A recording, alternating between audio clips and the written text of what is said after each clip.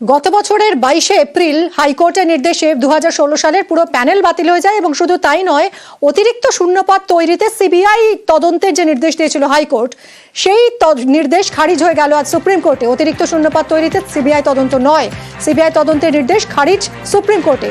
আগেই শূন্যপদে সিবিআই তদন্তের নির্দেশ দিয়েছিল কলকাতা হাইকোর্ট। অতিরিক্ত শূন্যপদ তৈরিতে সিবিআই তদন্ত নয়, সিবিআই তদন্তের নির্দেশ খারিজ হয়ে গেল সুপ্রিম কোর্টে। আগেই শূন্যপদে সিবিআই তদন্তের নির্দেশ দিয়েছিল কলকাতা হাইকোর্ট। ক্যাবিনেটের সিদ্ধান্তে হস্তক্ষেপ নয় কোর্টের, সিবিআই তদন্ত খারিজ করে মন্তব্য সুপ্রিম কোর্টের। সিবিআই তদন্ত খারিজ প্রধান বিচারপতির বেঞ্চে।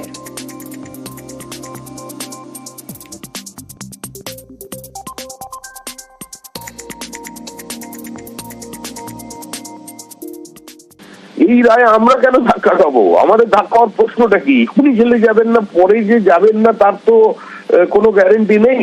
কারণ এখানে পুরো ক্যাবিনেটকে থেকে অব্যাহতি দেওয়া হলো, কিন্তু এছাড়াও তো হাইকোর্টে বিভিন্ন ধরনের মামলা চলছে, দুর্নীতির মামলা চলছে, সিবিআই এর ইনভেস্টিগেশন চলছে, ইডির ইনভেস্টিগেশন চলছে, সেগুলো তো বন্ধ হলো না।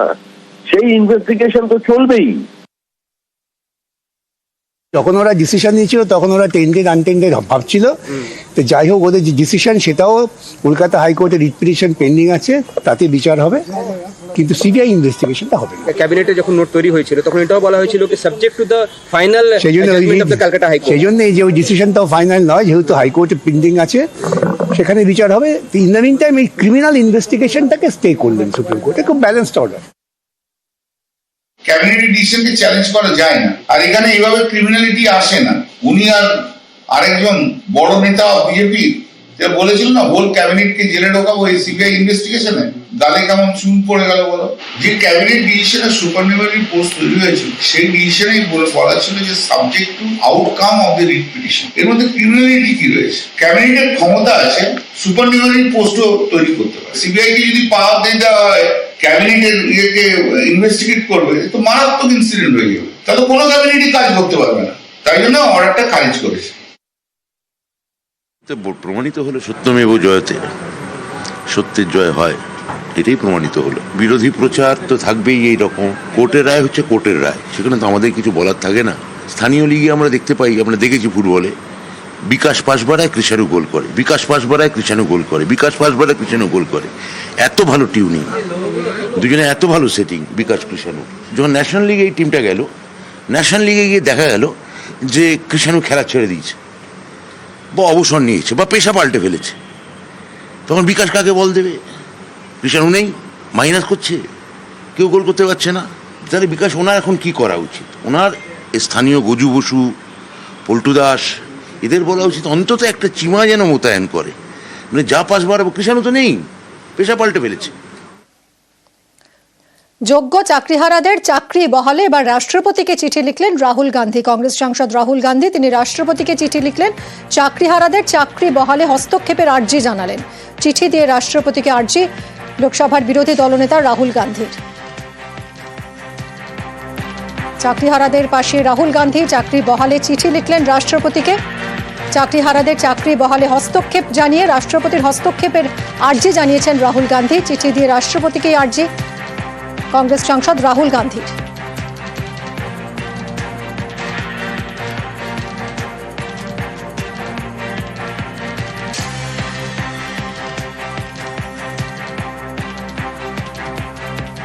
চাকরি বহালে চিঠি এবার রাহুল গান্ধী, রাষ্ট্রপতিকে চিঠি লিখলেন রাহুল গান্ধী।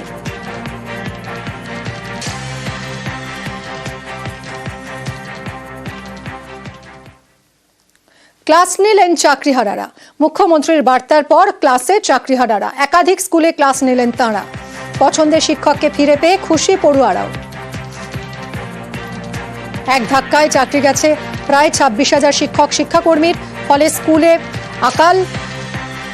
কিন্তু চাকরিহারা শিক্ষকরা তারা মুখ্যমন্ত্রীর বার্তার পর ক্লাসে পৌঁছে গেলেন, একাধিক স্কুলে ক্লাস নিলেন তাঁরা। পছন্দের শিক্ষককে ফিরে পেয়ে খুশি পড়ুয়ারাও।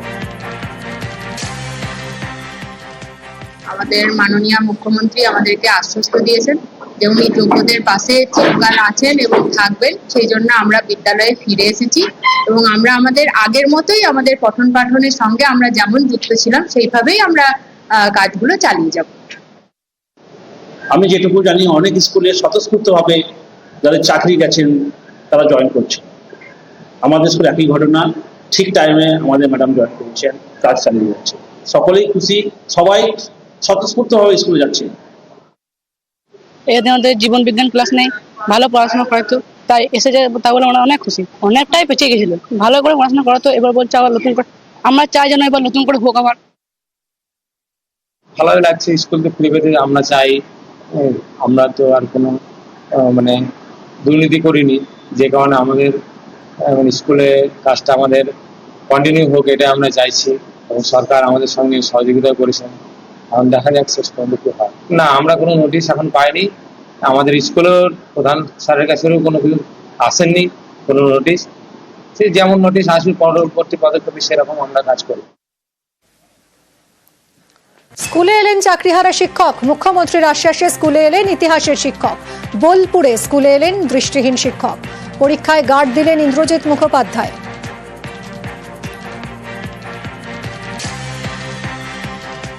যতদিন না নতুন করে নিয়োগ হবে ততদিন হ্যান্ডিক্যাপরা আসতে পারে, সেটা কোর্ট অর্ডারই বলা আছে। আর মাননীয় মুখ্যমন্ত্রী সকলের জন্য ভাবছে, ওনার উপর বিশ্বাস আছে, ভরসা আছে, আমি সেই আশায় আছি। আর আমাদের স্কুলে সকল মাস্টারমশাইরা আমাদের পাশে আছে। 9-10 তো নেই অ্যাজ এ পাস টিচার হিসাবে, স্কুলের স্বার্থে স্কুলেতে 11-12 ইতিহাস বন্ধ না হয়ে যায়, সেই জন্য ইতিহাসের ক্লাসটা নেই। চোখে জল চাকরিহারা শিক্ষকদের। মুখ্যমন্ত্রীর আশ্বাসে স্কুলে চাকরিহারা শিক্ষকরা। মুর্শিদাবাদের রঘুনাথগঞ্জে স্কুলে 2 চাকরিহারা শিক্ষক। সুপ্রিম নির্দেশে চাকরিহারা স্কুলের 44 জন শিক্ষক গতকালই স্কুলে ফেরার আবেদন জানান মুখ্যমন্ত্রী। আজ সৌজন্য সাক্ষাৎ করতে স্কুলে এলেন 2 শিক্ষক। যোগ্য অযোগ্য লিস্ট কিন্তু দিতে হবে, নচেত আমাদের চাকরি কিন্তু চাকরি হারা আছে, চাকরি হারা হয়েই থেকে যাবে, চাকরি ফিরে পাবো। আমাদের কারো কিন্তু আপনার সিবিআই যে টেন্টেড লিস্ট যেটা আছে সেখানে কিন্তু কারো নাম নেই। আমাদের প্রত্যেকের কাছে আমাদের কিন্তু হচ্ছে নথি, যেটাকে বলা হয় ওএমআর সিট, একবার যেটা এসএসসি দ্বারা হচ্ছে যেটা পাবলিশ করা হয়েছিল সেটা কিন্তু আমাদের সকলের কাছে আছে। আমাদের অরিজিনাল অ্যাডমিট কার্ড সেটাও আছে। আমাদের সমস্ত লিগ্যাল ডকুমেন্টস কিন্তু আমাদের সকলের কাছে আছে। সামনের দিনে আমরা আশা করব যেন আমাদের সম্মান ফিরে আসে। আজকে 2 জন টিচার আমাদের এসেছিলেন, ওনারা সৌজন্য সাক্ষাৎ করলেন এবং ওনারা আমার কাছে জানতে চাইছেন লিখিত কোনো অর্ডার দিচ্ছেন। আমাদের তো চাওয়া পাওয়ার উপর নির্ভর করছে না, তবুও আমরা চাইব যে সহমর্মে তারা ফিরে আসুন। পশ্চিম মেদিনীপুরে চাকরিহারাদের বিক্ষোভ। ডিআই অফিসে তালা ঝুলিয়ে বিক্ষোভ দেখান চাকরিহারারা। জেলা বিদ্যালয় পরিদর্শকের অফিসে তালা ঝুলিয়ে দেন। তালা ঝুলিয়ে প্রতিবাদ চাকরিহারাদের।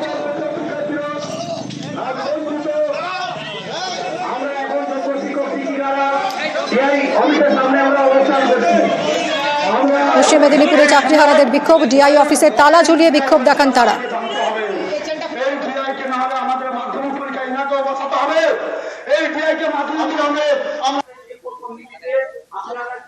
সুপ্রিম কোর্টের নির্দেশে স্কুলের 2 শিক্ষকের চাকরি গিয়েছে, তাদের অবিলম্বে ফিরিয়ে আনতে হবে এই দাবিতে প্ল্যাকার্ড ফেস্টুন হাতে পথে নামলেও পড়ুয়ারা। ফালাকাটার প্রমোদনগর উচ্চ বিদ্যালয়ের ঘটনা। প্রিয় 2 শিক্ষককে স্কুলে ফেরতের দাবিতে পড়ুয়ারা মিছিলের পর প্রমোদনগর মোড় অবরোধ করে। একই দাবিতে সহকর্মীদের ফেরাতে পেন ডাউন করেছেন ফালাকাটার প্রমোদনগর উচ্চ বিদ্যালয়ের শিক্ষক শিক্ষিকারা।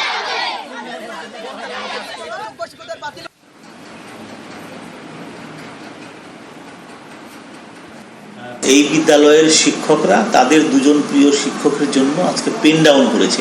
আচ্ছা, কিন্তু আজকে ওদের পরীক্ষা ছিল। এখন যেহেতু টিচার্সরা আজকে পেন ডাউন করেছে, সুতরাং আমি আর পরীক্ষা হবে না জেনে ওদের এই পরীক্ষাটা আজকে পোস্টপন করে ওদেরকে অন্য এক তারিখটা দিয়ে দিয়েছি, সেই তারিখে পরীক্ষা হবে 12 তারিখে। আচ্ছা, এবার ছাত্রদেরকে বলেছি তোমরা যাও, তোমরা আজকে ছুটি, তোমাদের আর কোনো কিছু হবে না। তো এইবার ওরা বাইরে গিয়ে ওদের প্রিয় শিক্ষকের জন্য কী করছে সেটা আমার জানা নাই।